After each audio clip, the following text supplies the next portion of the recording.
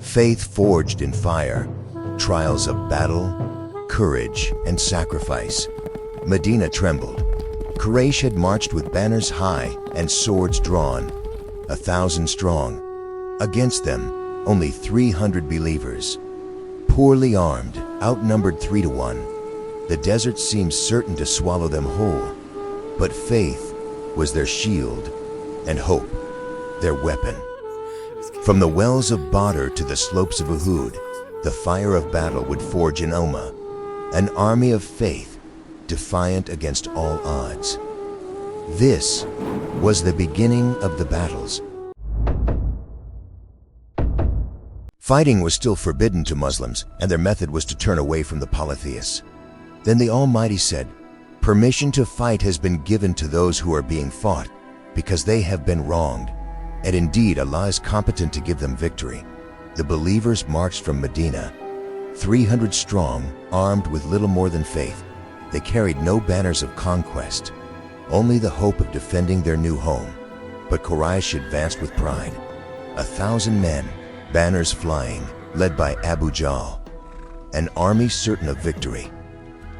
Prophet Muhammad, peace be upon him and grant him peace, said, "Go with God's blessing and be happy. For God has promised me one of the 2 groups, and by God, it is as if I am now looking at the people's fates." Hearts tremble, but their resolve grew stronger. This was no march of equals. It was faith against fury. On the plain of Badr, the armies faced one another. 1,000 Quraysh against 300 believers. Prophet, peace be upon him and grant him peace, supplicating to God the Almighty, he calls upon him by saying, "O Allah, where is what you promised me? O Allah, fulfill what you promised me. O Allah, if this group of Muslims perishes, you will never be worshipped on earth again." On the 17th day of Ramadan, the 2nd year of the Hijrah, was the day the 2 armies met. The champions of Quraysh rode forth, Utbah, Shayba, and Walid. And from the believers, 3 lions stepped forward: Ali ibn Abi Talib, Hamza ibn al-Muttalib, and Ubaidah ibn al-Harith. Swords flashed, dust rose, and the lions of Islam prevailed. Then the sky itself answered. Rain softened the sand beneath the Muslims, while the Quraysh sank into mud, and ranks upon ranks of unseen angels descended, striking fear into the hearts of the enemy. Abu Jahl fell, the Quraysh fled in terror. Badr was victory, and faith had forged its first triumph. When the dust of Badr settled, the earth was heavy with the fallen. 70 Quraysh lay dead. 70 more were taken captive. Some had mocked him, some had beaten his companions. Now they sat in chains before the messenger of God, peace be upon him and grant him peace. Prophet Muhammad said, "Treat the captives well. Let them eat what you eat, and those who teach 10 to read shall be free." Mercy was given where vengeance could have reigned, and Quraysh burned with rage. For in defeat, their hatred only deepened. Badr was victory, but it lit the fire of Uhud.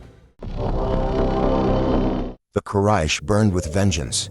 They wanted to regain their status among the Arab tribes and secure their trade route to the Levant.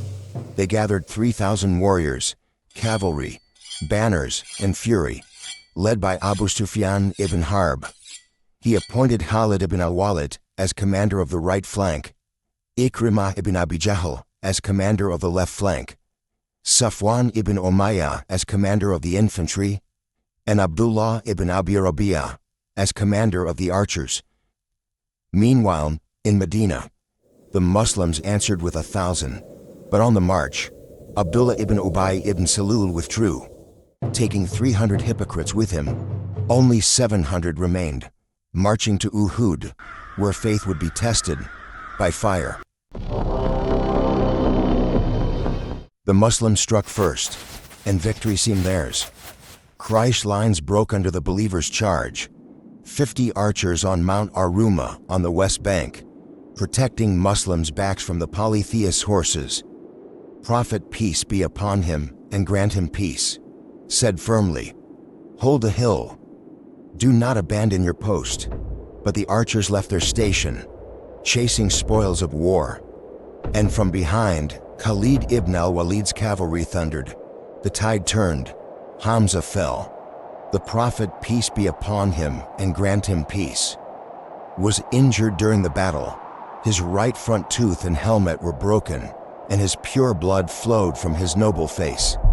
Faith was tested, and blood sanctified the slopes of Uhud. The believers mourned. 70 martyrs lay beneath Uhud, among them the Lion of Allah, Hamza. But the Qur'an spoke, "If you have suffered a wound, they too have suffered a similar wound."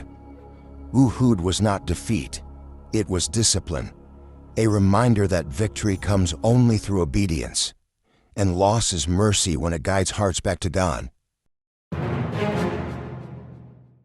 The Ummah had bled, but the storm was not over. The Quraysh swore vengeance again, and from every corner of Arabia, allies would gather.